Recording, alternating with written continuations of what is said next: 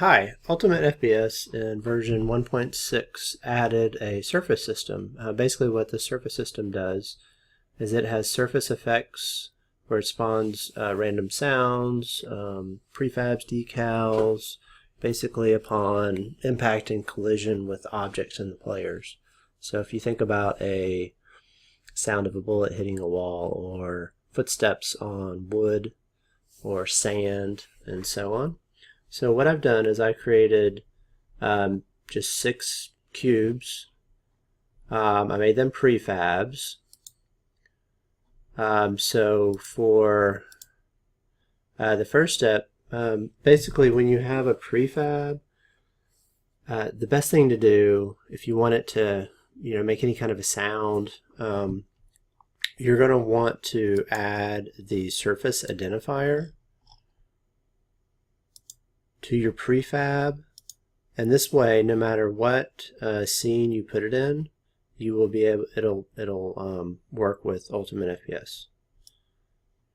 So for the surface type, for the skin, the flesh, I'm going to choose flesh, and you'll see on the other ones I have this plaster assigned, and I gave it a rock surface type. The metal, I gave it a metal surface type. Sand, I gave it a sand surface type. And the wood, I selected wood. The good thing about using the surface identifier is it doesn't matter what the texture is.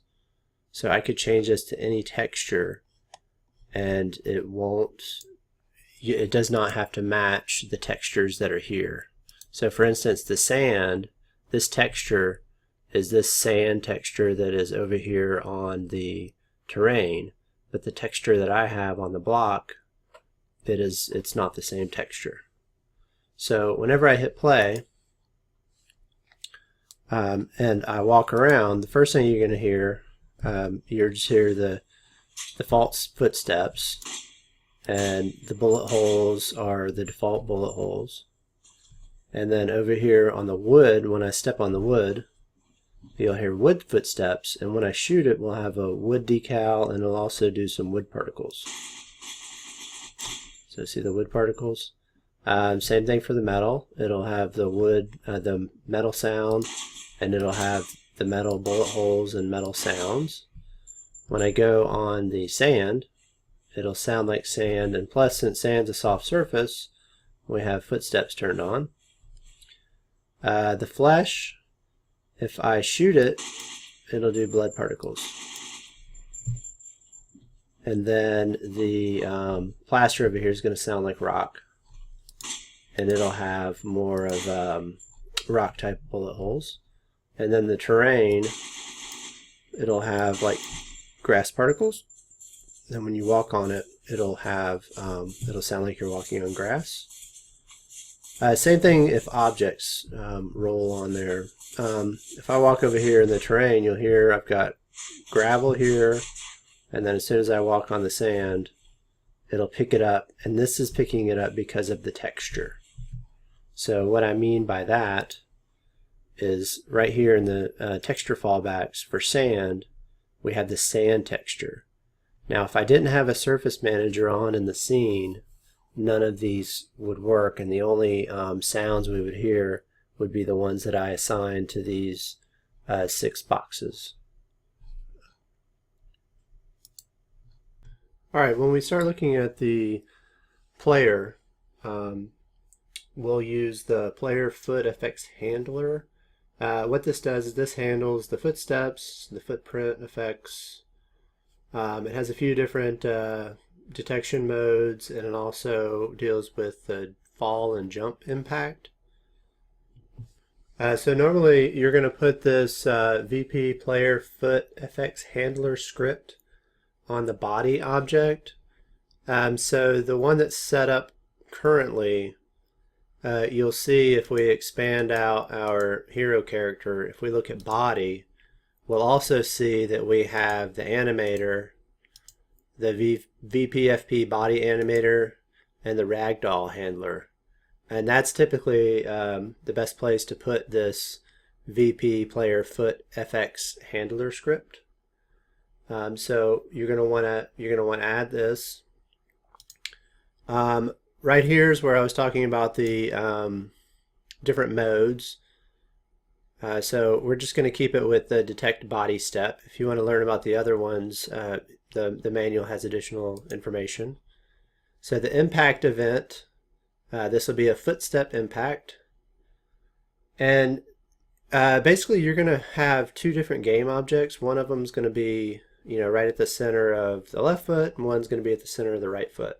So these are already set up. If I click this, you'll see on the screen that it's roughly right in the center, and there's one for the right as well.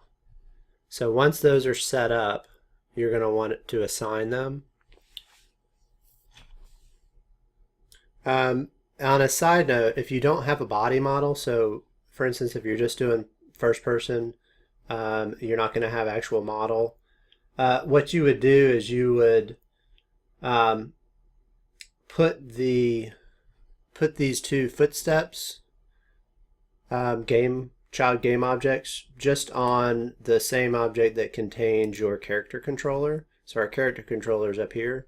So we would just put them as children below that, and we would put them roughly 20 inches or 50 centimeters apart. So once those are set up, once those are created, you're going to assign them.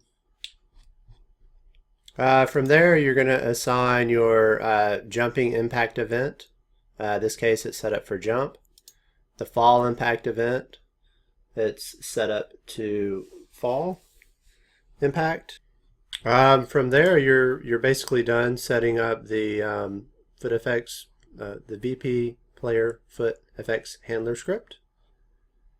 One thing you may want to consider doing is adding this VP surface identifier onto the body itself, and just add the flesh, turn off decals.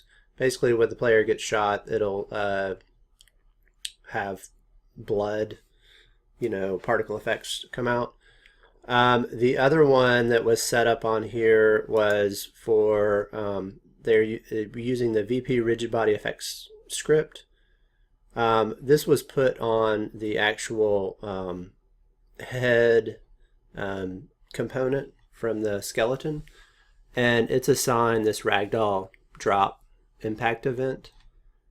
Basically, the surface manager will actually play the sounds for the ragdoll falling to the ground.